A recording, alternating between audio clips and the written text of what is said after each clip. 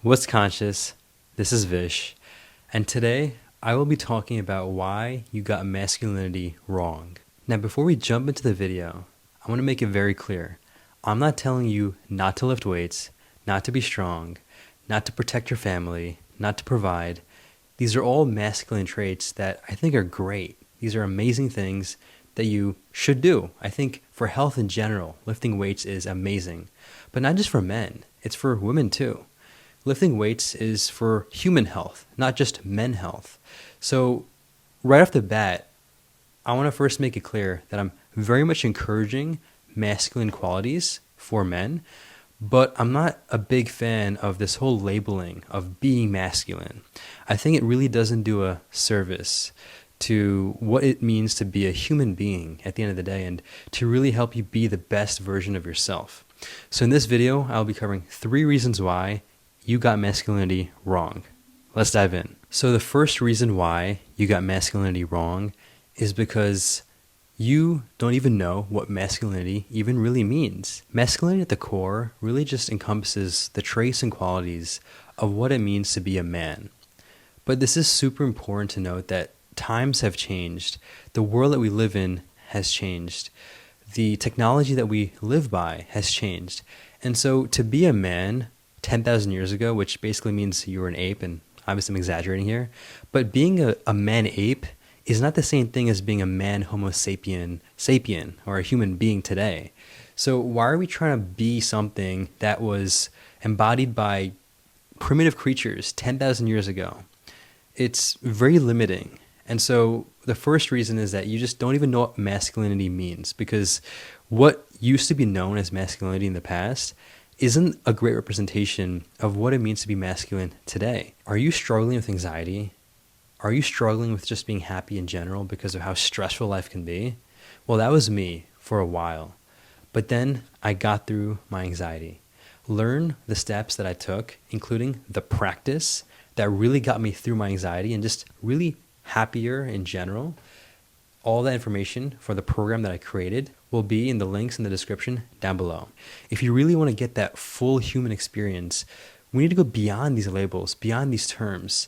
Just embody these qualities. The qualities that I mentioned before, like lifting weights, working hard, protecting your family, providing for your wife and kids. Amazing things. I'm very much for these things. I think most men should do these things, or I would encourage them to. But why do we have to label it as being masculine, be masculine? Like, just do those things. Like, why add this extra shit? I feel like we so easily get caught in the social media world with trends and waves of be this, be that, don't be this, don't be that. And it can just really overcomplicate stuff. Like, just be the best version of yourself. It's so unnecessary to create all these labels, and if anything, these labels will limit your true full expression, because if there are certain traits that are, let's say, not truly masculine, then you might automatically not do it just because it's not conventionally masculine. But like I said before, what it means to be masculine right now is definitely not the same thing as what it means to be masculine 10,000 years ago. The times have really changed. Even, for example, women being able to work and earn the same, if not even more money than men, is a very recent phenomenon. Women only recently got into the workforce. And because of technology and things like software, for instance, women can be software engineers. There was no other time in history where women were able to even provide at a financial level that is of what it is today. And so the playing fields have really leveled off. And trying to be something that is 10,000 years old, I just think is not smart. It's outdated. It's limiting. And back to my other point, there are so many qualities that are so important to just be a human being. Forget being a man or being a woman. Let's focus on being the best human being possible. And so traits like empathy and emotional intelligence, literally, for example, emotional, the word, is indicative of it being a feminine quality. But being emotionally intelligent is so important. Having empathy is so important. I don't care if you're a man or if you're a woman. Being emotionally intelligent, having empathy are feminine traits, but both genders or sexes or whatever you want to call it need this. It's very crucial to survive, even for connecting with women, right? So let's just say you're, dating all these girls and trying to find someone to really get serious with, right?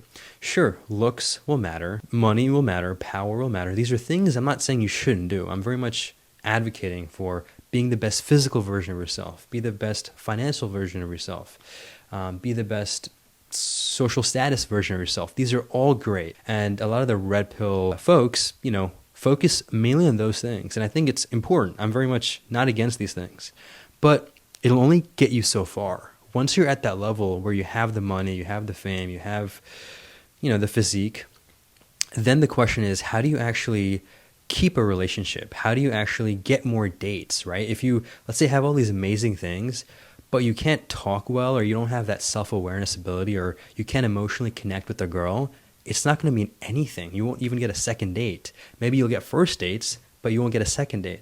So let us definitely not neglect feminine qualities that really are important just for living life, whether it's dating or whether it's even connecting with, let's say, your sister, let's say it's your mother.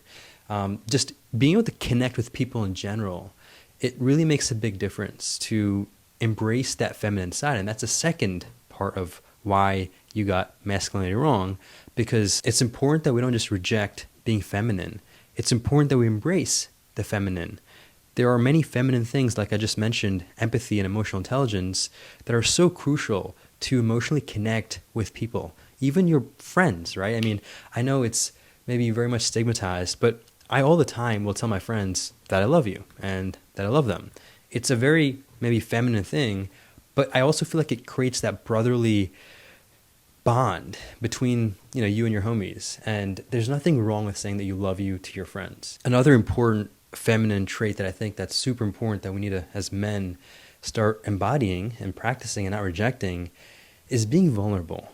Being vulnerable is so crucial. Being vulnerable allows you to connect more with people, whether it's your partner, whether it's with your friends, whether it's with your family, even strangers. I was doing street interviews for a bit of time, and I would ask them about deep questions, and it would be really focused on like wellness and happiness. And when they were so vulnerable about how they felt, it instantly created this more real and genuine, authentic connection between me and the other person. And the interview itself that I got from the other person became so much more real and good. And the views were actually coming in way higher for those authentic videos versus people that are just saying, yeah, I'm good, and not expressing too much about their true self. Now, being vulnerable is a feminine quality, which I think we as men need to embrace, but it's also important that we're not just crybabying ourselves out to our girls or to people in general. It's important that you find a place, find a time, find the right people to be vulnerable with. Being vulnerable doesn't mean that you're vulnerable with everyone at every single time of the day and of the year. Being vulnerable means that you at least have some sort of outlet to release your emotions and release your thoughts, and even, get people's advice on. In fact, for me, it was my guy friends. I would even encourage, certain topics that you don't feel too comfortable with sharing with your girl, or even with, let's say, your family members, like your mother or your sister, with your friend. I mean, there are certain things that it's just easier for a man to talk to a man about. There are certain topics that it's just easier for a woman to talk to another woman about. And, that's just the nature of how things are. So certain topics, I would very much encourage you to have at least one friend. One friend, I'm not saying share to every single 100 of your guy friends, but have a couple of friends, at least one, where you can be very honest, very vulnerable. And not only will that allow you to get some clarity on what is going on within yourself by sharing it with someone else, but even the connection that you get with your friend will really deepen so much more. And so for me, the one major one I'll have to just be very honest about is Hassan. Hassan is a very good friend of mine, and we have been super, super vulnerable with each other on so many topics. And it really has made us so close to each other. And having that brotherly bond, even though we're not related, has been incredible. Like, I could trade it for nothing. Like, nothing can replace that connection and that relationship that we have. And so quickly to add on to that point, I know some of you might be thinking, oh, like being vulnerable is a waste. Just go to the gym, go lift weights, express it that way. Express it all the ways is what I'm saying. Going to the gym is important. I'm not saying just talk to your guy friends about it and then don't do anything else. Go to the gym, express it there. Meditate. Become self-aware there. Express it to your friends. You don't know what dot you might connect with that'll really help you get through whatever you're dealing with. Again, at the end of the day, emotions and feelings and thoughts are a very human thing. Sure, as a female or as a male, the nature of, what feelings are more stronger or thoughts more stronger, all these things can vary a bit. But at the same time, we still as humans all share these things. It's not like women don't have thoughts or men don't have feelings. We all have these things. It's all about how do you create a healthy way of expressing these things. So when it comes to financial success, being financially successful is so important, at least as most people nowadays say when it comes to being masculine.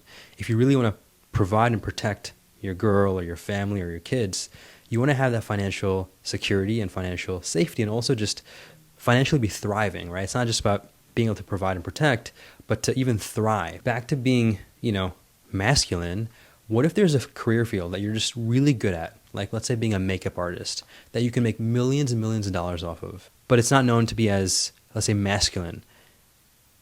That right off the bat kind of disproves this whole idea of you have to be masculine and this is the only way to be masculine, right?